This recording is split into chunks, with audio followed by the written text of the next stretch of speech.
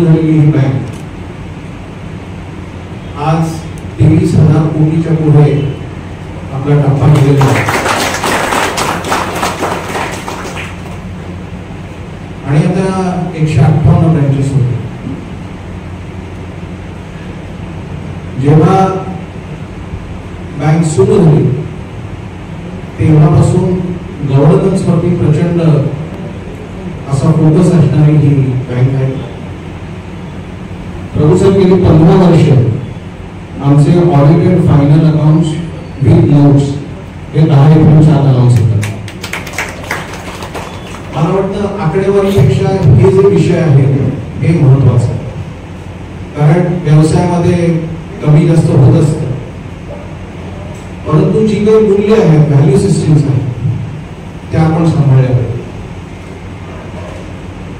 आणि अतिशय छोटा भाजी विकणारा ठाण्यातला कुठला विक्रेता असेल तिथपासून ते मोठमोठे उद्योजक झालेले असे सगळे बँकेच्या मदतीने पुढे गेलेले आणि आम्हाला त्यांचा अभिमान आहे.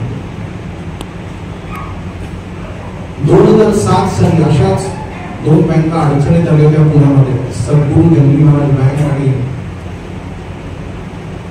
आणखी एक बँक होती, नवजीवन होती.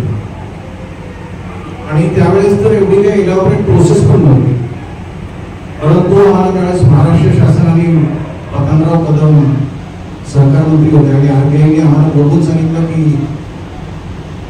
या बँकेचं लायसन्स जायच्या आत तुम्ही बँक सुरू तुम्ही स्वतःकडे सम्मिलित करून.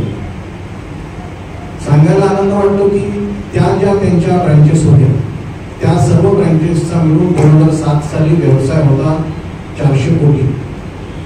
आज आम्ही तो त्याच ब्रँचेसची गणना केली तर आम्ही 3,000 कोटी होतो.